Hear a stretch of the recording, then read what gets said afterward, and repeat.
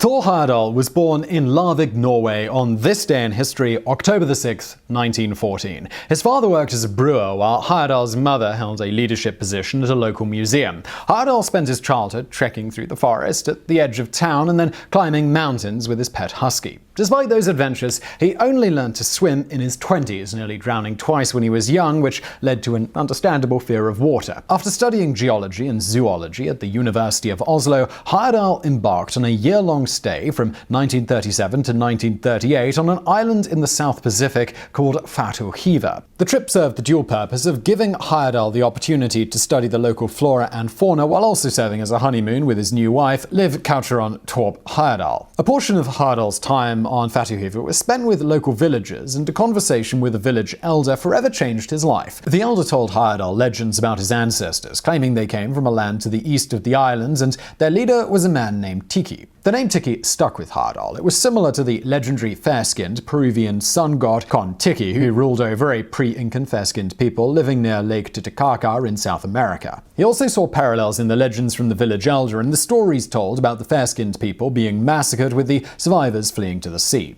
This and other such tenuous evidence led Heyerdahl to hypothesize that Kon-Tiki might very well be who the elder referred to as Tiki, and that the rafts and this legendary people of Peru could have possibly survived the trip across the Pacific Ocean. So in his view, the islands may not have been populated by people from Asia as previously thought, but instead those from South America. Heyerdahl met countless objections to his hypothesis from academics and others, and he had difficulty getting his thesis, Polynesia and America, a study in prehistoric relations, published.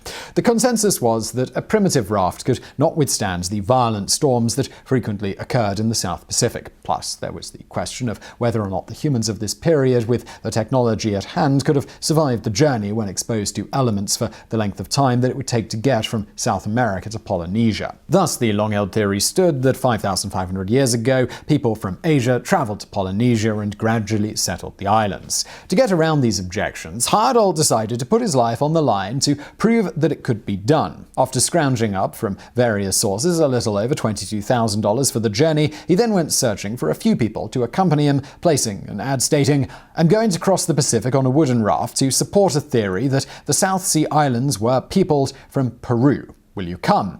Reply at once." He assembled a team of 5 men, 4 fellow Norwegians and a Swede, to sail with him from Peru to Polynesia. Then he flew to Peru, where he and his crew painstakingly recreated a raft according to the materials and technology that was found in pre-Columbian Peru. The resulting craft was fashioned of 9 balsa wood logs tied together with hemp ropes and a bamboo cabin open at one side for shelter. They christened it the Kon-Tiki.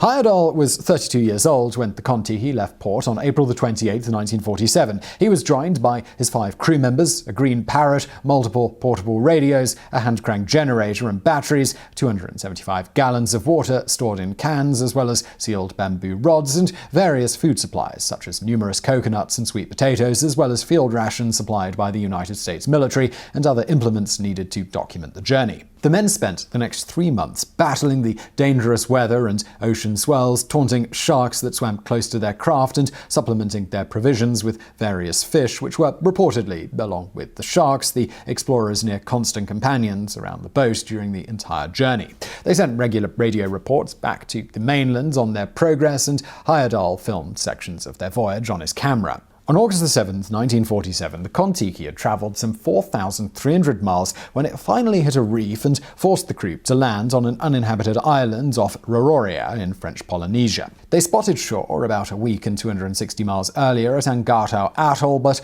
were unable to land safely. Nevertheless, 101 days after setting out from Peru, Heyerdahl had proved that the nautical technology available to pre-Columbian Peruvians could have successfully brought them to Polynesia. Heyerdahl returned to Norway to global fanfare. His footage from the expedition netted him an Oscar in 1951 for Best Documentary Film, and his book, titled The Kon-Tiki Expedition by Raft Across the South Seas, has been translated into 65 languages and has sold an estimated 20 million copies. The whole thing becoming something of a cultural phenomenon, with tiki bars, tiki shorts, tiki torches, etc. popping up, as well as the famous Tiki Room in Disneyland. But as you might imagine would happen when a husband decides to take an extremely dangerous several-month-long jaunt across the Big Blue without his wife, his personal life suffered irrecoverable damage, and he and Liv got divorced in 1948. One of their sons later claimed of this that his mother had felt betrayed because when they got married, it was supposedly with the understanding that she would be a partner in Heyerdahl's research and exploration, but ultimately that promise was never fulfilled. He also stated, "My father couldn't cope with her being such a strong, independent woman. His idea of the perfect female was a Japanese geisha, and my mother was no geisha." Of course, proving that something could be done and proving that it was done are two different things, and Heyerdahl's theory was still not well accepted. Potential evidence cited against his idea included differences in the language and cultural traits between the people on the islands and those in South America. Heyerdahl died in 2002, not living to see that he, in fact, had the last word, sort of. In 2011, Professor Erik Thorsby of the University of Oslo performed genetic tests on inhabitants of Easter Island. While it is true that the previous idea that the islanders had originally come from Asia did bear out, on the whole, Dr. Thorsby also discovered that at some point, DNA that could only have come from Native Americans was also introduced to the population, whether via the islanders making the jaunt across the ocean and back, or from peoples from South America making a one-way trip. Further research into the matter showed that the South American component of the DNA in the people tested seems to have been introduced around the mid-13th century to the late 15th century. For reference, the particular island in question wasn't colonized by Polynesians until the early 13th century. So in the end, genetic evidence seems to suggest that Heyerdahl and the popular opinion were both right and both wrong.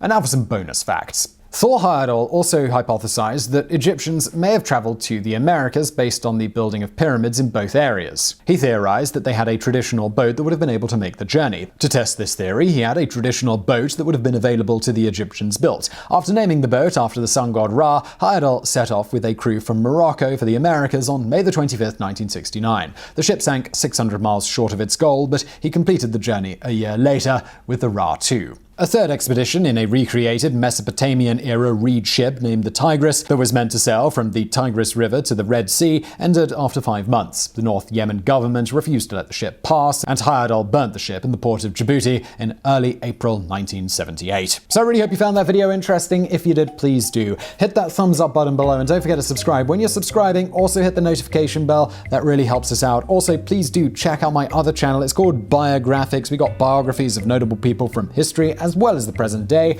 I'm going to link to that below. And as always, thank you for watching.